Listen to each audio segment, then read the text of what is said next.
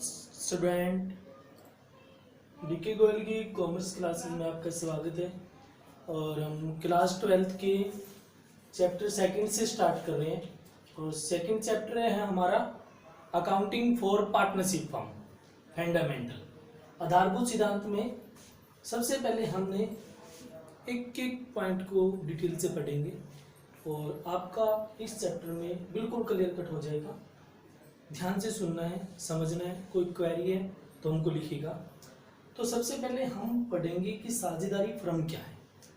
साझेदारी फर्म क्या है? देखना बेटा, बिजनेस स्टडी में 11th क्लास में हमने पढ़ा था, सोल प्रोप्राइटरशिप पढ़ा था, पार्टनरशिप पढ़ा था, कंपनी अकाउंट्स के बारे में पढ़ा था, और इसके साथ साथ ज्वाइंट हिंदू अनडिवाइडेड फैमिली और कोऑपरेटिव सोसाइटी। ध्यान आ रहा है? कुछ ध्यान आ रहा है ना? आपके माइंड में आ रहा है ना?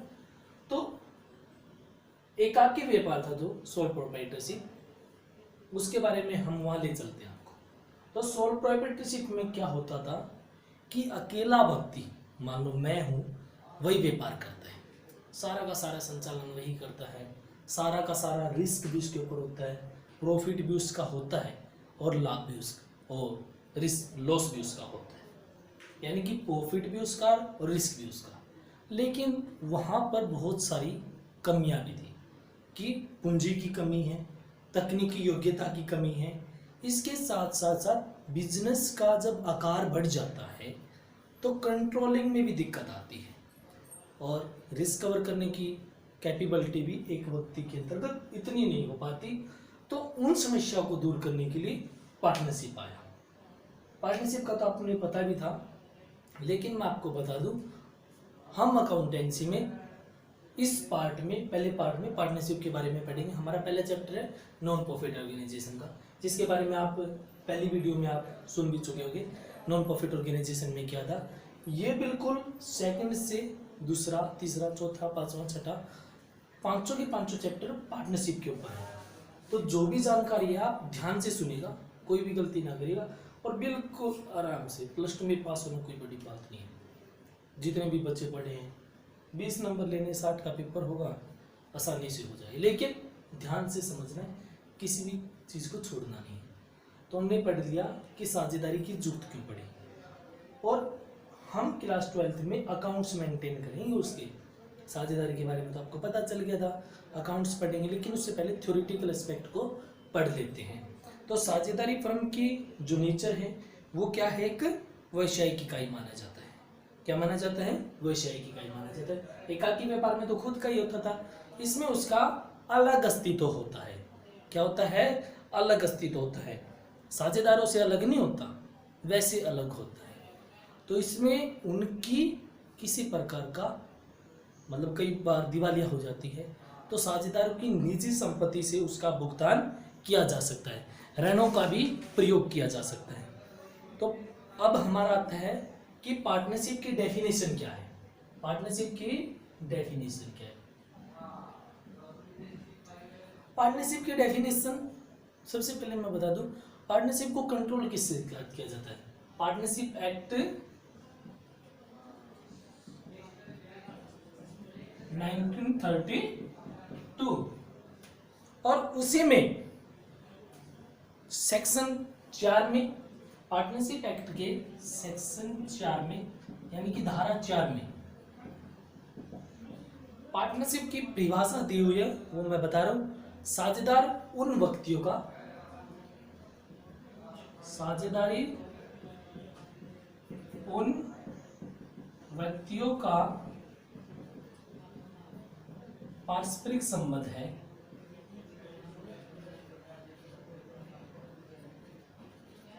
साझेदार उन व्यक्तियों का पारस्परिक संबंध है जो किसी व्यवसाय को चलाने के लिए सहमत हुए हैं। जो किसी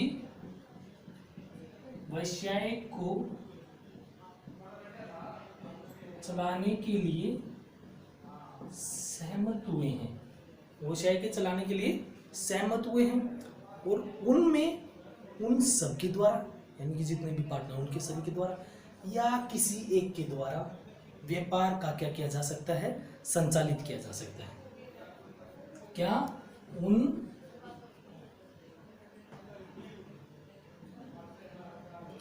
सबके द्वारा या किसी एक के द्वारा व्यापार या व्यवसाय संचालित किया जाता है। देखिए इस डेफिनेशन को दोबारा पढ़िएगा। साझेदार उन व्यक्तियों का पारस्परिक संबंध है। कौन से व्यक्तियों का? जो पार्टनरशिप कर रहे हैं। समझ आ रही है? म्यूचुअल एग्रीमेंट है उन दोनों सभी का, जो किसी व्यवसाय को चलाने के लिए सहमत हो। बिजनेस होना चाहिए भाई।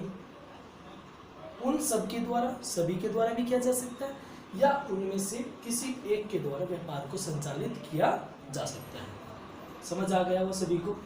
और इसी के बेस पर हम पार्टनरशिप की कुछ कैरेक्टरिस्टिक पढ़ेंगे।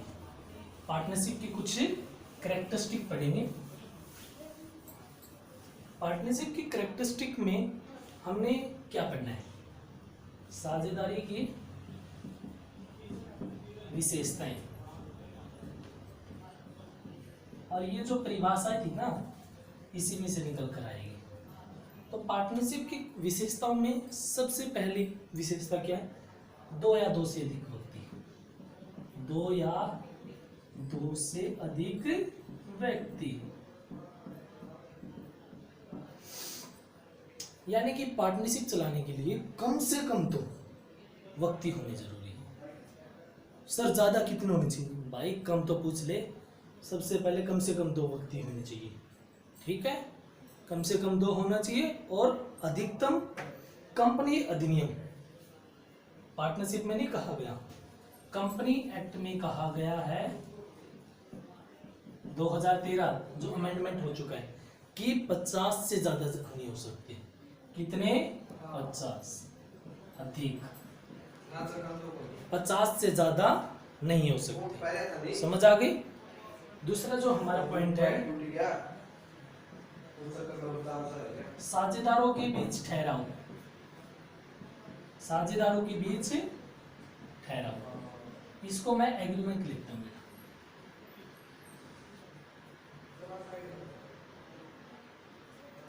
क्या लिख रहा हूं मैं? एग्रीमेंट। समझ आ रही? एग्रीमेंट। ठीक है भाई, साझेदारों के बीच ठहराव।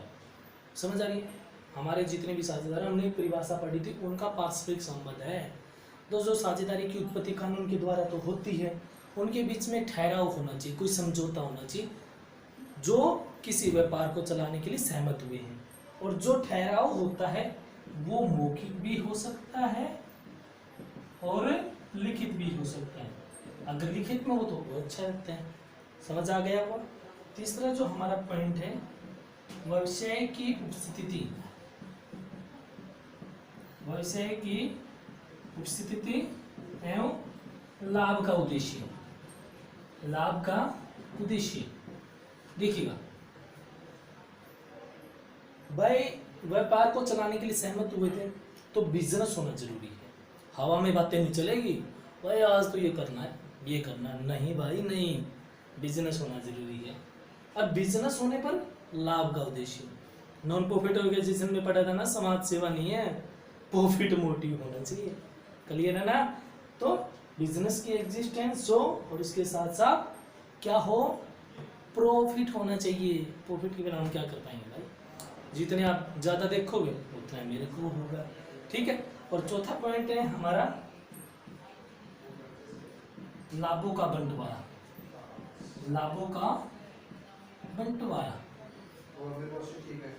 जितने भी हम जो बिजनेस कर रहे हैं इसमें पढ़ा था हमने, लाभ हो गए, और जो लाभ हो गए ना वो आपस में बंटवारा कर लेंगे, चाहे हानि भी हो वो भी आपस में बांट लेंगे। तो आपस में बांट ली जाएगी। Profit and loss appreciation account बनाएंगे आगे, उसमें जो भी प्रॉफिट होगा वो शेयरिंग कर लेंगे। किस रेशो में? जो भी रेशो डिसाइड होगा पार्टनरशिप डीड में। इसके बाद है हमारा पांचवा पॉइंट, स्वामी एवं एजेंट का संबंध। एजेंट का संबंध, स्वामी और एजेंट का संबंध में क्या कर रहे हैं कि हमने परिभाषा में देखो, परिभाषा अगर किसी ने ध्यान से पढ़ लिया ना, साझेदारी उन व्यक्तियों का पारस्परिक संबंध है जो किसी व्यापार को चलाने के लिए सहमत हुए हैं और क्या कहा गया, उनका मुख्य उद्देश्य क्या होना चाहिए, लाभ कमाना, और वो किसी व्यापार को चलाने के लिए सहमत हुए हैं। तो कहने का मतलब है स्वामी और एजेंट का संबंध। तो जितने भी हमारे पार्टनर हैं वे स्वामी भी हैं। अब स्वामी कौन होता है, जो पूंजी लगाता है। कौन होता है, जो पूंजी लगा है, तो स्वामी भी है। और उसके बाद एजेंट, एजेंट में क्या करें कि व्यापार का संचालन सभी के द्वारा या सभी की तरफ से किसी एक के द्वारा किया जा सकता है। तो आपस में एक एजेंटशिप भी हो गई। इसके बाद है हमारा छठा पॉइंट, इसी से निकल कर आता है कि विषय का जो संचालन है, वो विषय का जो संचालन है सभी के द्वारा या किसी एक के द्वारा किया जा सकता है, किसी एक के द्वारा। समझ आ रही है। तो उसमें कुछ साझेदार भी कर सकते हैं। मैं कहता हूँ कि मेरे को अकाउंट्स अच्छी है, मैं अकाउंट्स बना लूँगा, दूसरा कहता है कुछ है, तो उसके हिसाब से वो बना लेगा। तो ये पार्टनरशिप की हमारी 6 कैरेक्टरिस्टिक है, इसको ध्यान से समझिएगा। अब हमारा नेक्स्ट टॉपिक है, उसको पार्टनरशिप का चैप्टर पूरा कवर हो जाएगा अगर ध्यान से समझेंगे तो। हमारा नेक्स्ट इसी में आता है कि साझेदार के अधिकार। जो हमारे जो साझेदार है उनके क्या क्या अधिकार है, वे उनके क्या क्या अधिकार है, राइट्स।